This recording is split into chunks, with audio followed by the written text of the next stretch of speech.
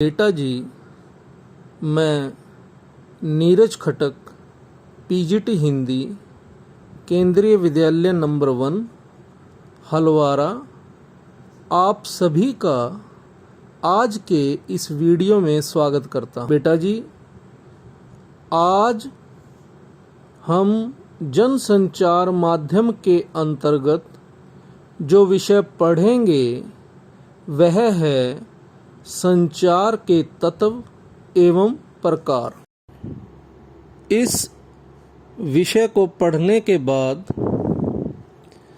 आप संचार का अभिप्राय बता पाएंगे। दूसरा, संचार की परिभाषा और महत्व के बारे में बता पाएंगे। तीसरा, संचार के तत्व कौन कौन से हैं बता पाएंगे। चौथा, संचार के प्रकार बता पाएंगे। साथ ही जनसंचार की प्रमुख विशेषताएं बता पाएंगे। ये आदि सब जानकारी आप प्राप्त कर लेंगे और इन प्रश्नों के उत्तर बड़ी सरलता से लिख पाएंगे। संचार से क्या अभिप्राय है? संचार यानी संदेशों का आदान प्रदान, संदेशों का, सूचनाओं का आदान प्रदान।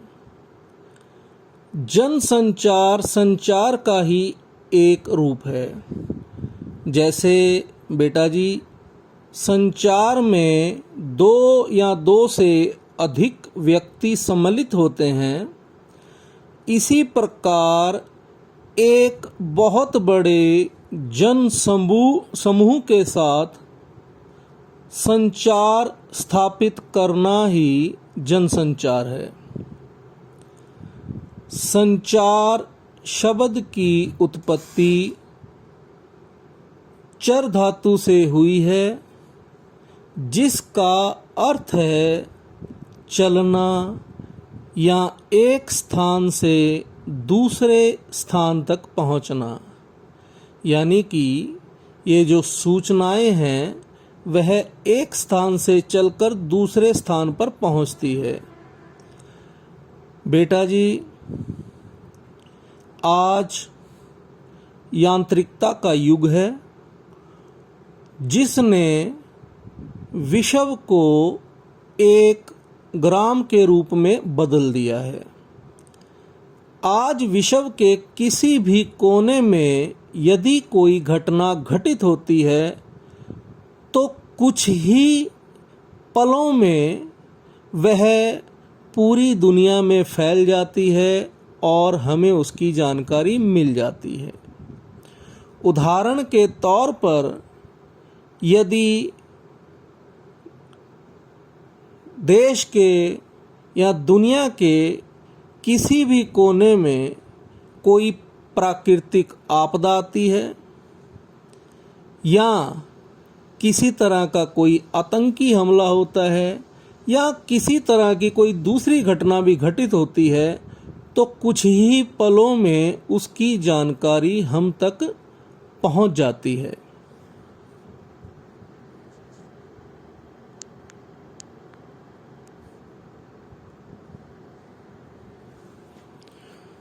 संचार से तात्पर्य है दो या दो से अधिक व्यक्तियों के बीच सूचनाओं, विचारों और भावनाओं का आदान प्रदान। संचार शास्त्री विल्बर श्रैम के अनुसार संचार अनुभवों की साझेदारी है। यानी कि हम अपने अनुभवों को साझा करते हैं, उनका एक दूसरे के साथ आदान प्रदान करते हैं। सूचनाओं, विचारों और भावनाओं को लिखित मौखिक या दृश्य श्रव्य माध्यमों के जरिए सफलतापूर्वक एक जगह से दूसरी जगह तक पहुंचाना ही संचार है। यानी कि सूचनाओं, विचारों और भावनाओं को हम लिखित रूप से एक जगह से दूसरी जगह पहुंचा सकते हैं, मौखिक रूप से जैसे कि आप मोबाइल के ज़रिए, फ़ोन के ज़रिए कुछ सूचनाएं एक जगह से दूसरी जगह पहुंचा सकते हैं। इसी तरह दृश्य श्रव्य यानी कि ऑडियो विजुअल ऐड जो होती है उनके ज़रिए, टीवी के ज़रिए, टेप रिकॉर्डर के ज़रिए आप सूचनाओं को एक स्थान से दूसरे स्थान तक सफलतापूर्वक पहुंचा सकते हैं। इसी को संचार कहते हैं। संचार के प्रमुख तत्व कौन से हैं?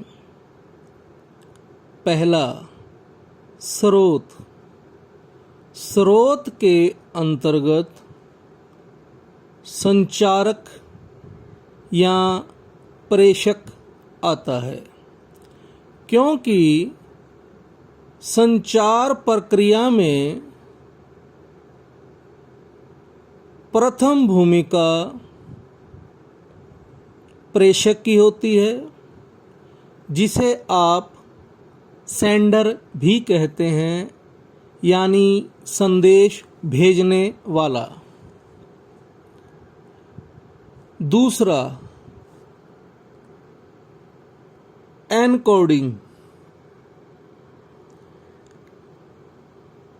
डेटा को एक रूप से दूसरे रूप में परिवर्तित करने की प्रक्रिया है। इमेज एनकोडिंग, ऑडियो और वीडियो एनकोडिंग और कैरेक्टर एनकोडिंग सहित कई प्रकार के एनकोडिंग है। यानी इसके माध्यम से आप किसी भी डेटा को या संदेश को एक रूप से दूसरे रूप में परिवर्तित कर सकते हैं। तीसरा, संदेश। प्रेषक को भेजना क्या है, या प्रेषक क्या कहना चाहता है, दूसरे व्यक्ति तक क्या भेजना चाहता है, उसे क्या समझाना चाहता है, यह सब कुछ संदेश है। इसके आगे माध्यम। माध्यम आप पहले पढ़ ही चुके हैं कि माध्यम दो प्रकार के हैं। एक तो प्रिंट माध्यम, दूसरा इलेक्ट्रॉनिक माध्यम। प्रिंट माध्यम के अंतर्गत समाचार पत्र, पत्रिकाएं आते हैं, और इलेक्ट्रॉनिक माध्यम के अंतर्गत टेलीविज़न, रेडियो, सिनेमा, मोबाइल और इंटरनेट आते हैं। बेटा जी, इसके साथ एक चीज़ जान लेना आपके लिए अत्यंत आवश्यक है कि इन सब माध्यमों में सबसे सशक्त माध्यम इंटरनेट है,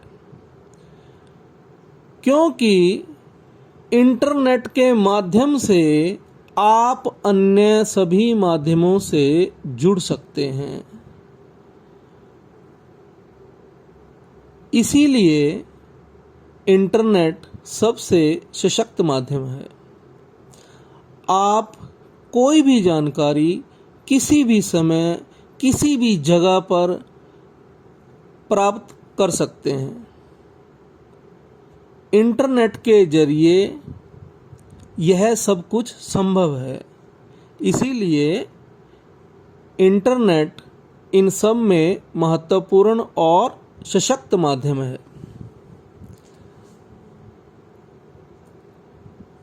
आगे है बेटा जी प्राप्तकर्ता। प्राप्तकर्ता यानी कि रिसीवर। प्रेषक द्वारा जो संदेश भेजा जाता है उसे प्राप्त करने वाला प्राप्तकर्ता कहलाता है। यानी कि संचार प्रक्रिया में एक तो प्रेषक होता है जो कोई भी संदेश भेजता है, दूसरा उसे प्राप्त करने वाला होता है जिसे हम प्राप्तकर्ता कहते हैं। फीडबैक, प्रतिपुष्टि कहते हैं बेटा जी से। अब प्रेषक ने कोई संदेश प्राप्तकर्ता को भेज दिया।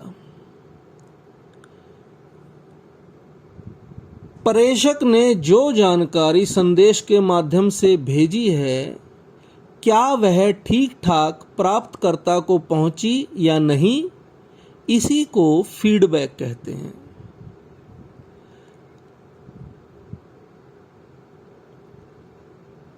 प्रतिपुष्टि से यह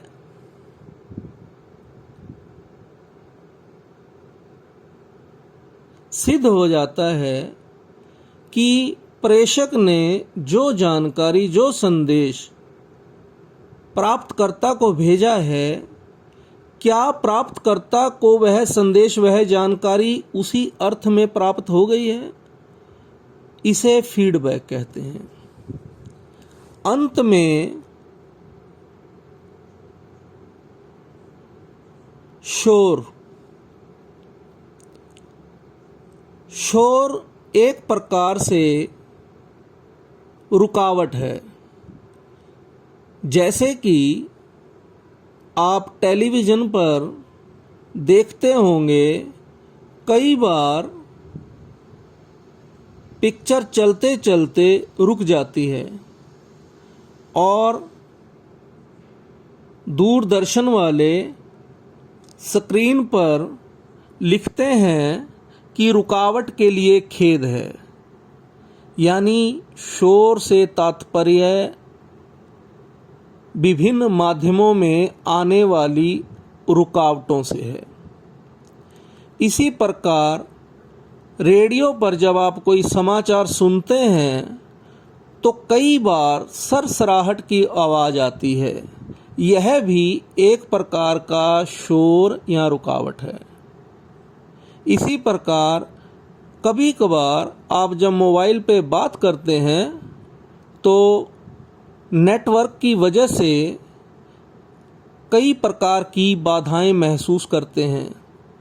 कई बार आप दूसरे की बातचीत नहीं सुन पाते, कई बार दूसरा आपकी बातचीत नहीं सुन पाता।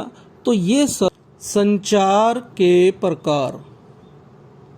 सबसे पहले सांकेतिक संचार, यानी कि संकेतों के माध्यम से किसी के साथ संचार स्थापित करना।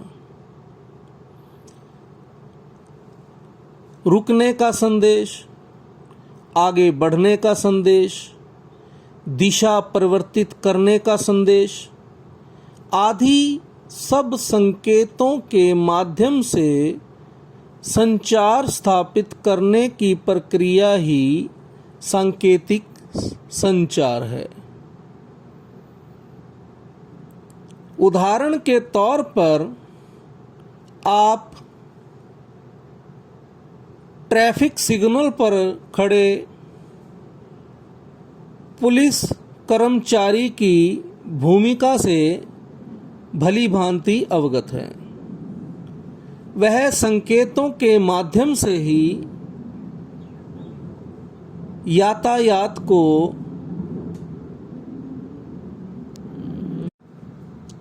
नियंत्रित करता है।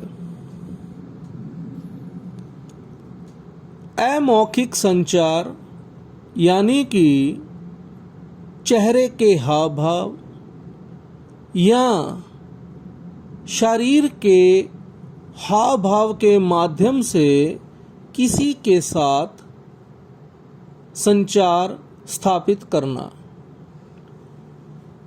यदि आप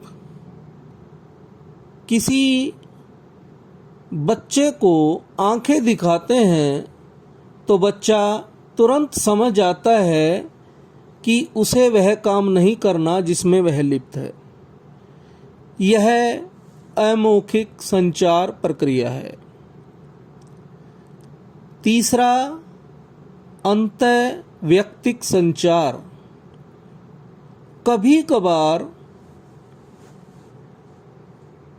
हम सब अपने आप से ही बातचीत करते हैं। हम सोचते हैं, कभी कभार अकेले में बातचीत करते हैं। यानी इसमें प्रेषक सेंडर और प्राप्तकर्ता रिसीवर हम दोनों ही भूमिका अदा करते हैं। हम कुछ सोचते हुए अपने आप से ही बातचीत करते हैं। यह अंतःवैयक्तिक संचार होता है। आगे, अंतर्वैयक्तिक संचार किसी दूसरे के साथ भावनाओं, सूचनाओं और विचारों का आदान प्रदान जो है वह अंतर्वैयक्तिक संचार कहलाता है। समूह संचार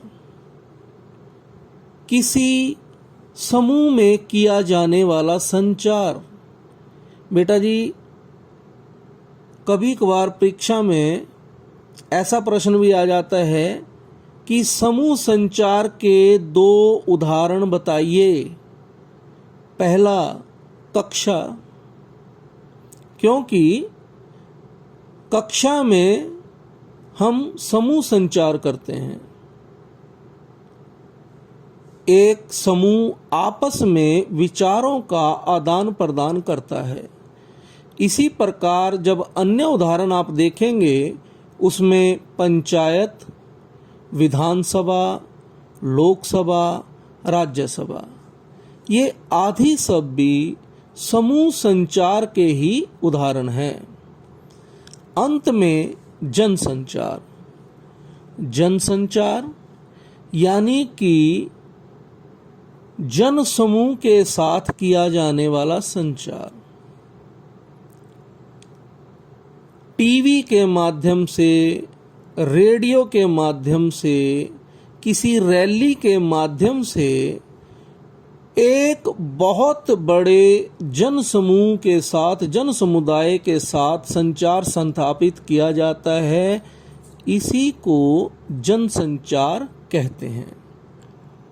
बेटा जी, मुझे पूर्ण विश्वास है कि आज का यह पाठ आपको अच्छी तरह समझ आ गया होगा।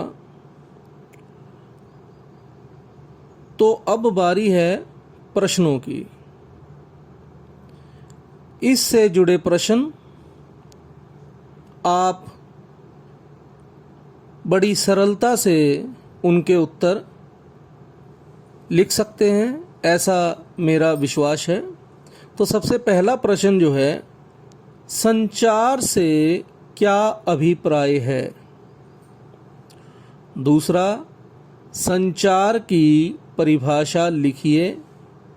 तीसरा, संचार का क्या महत्व है? चौथा, संचार के तत्व कौन कौन से हैं?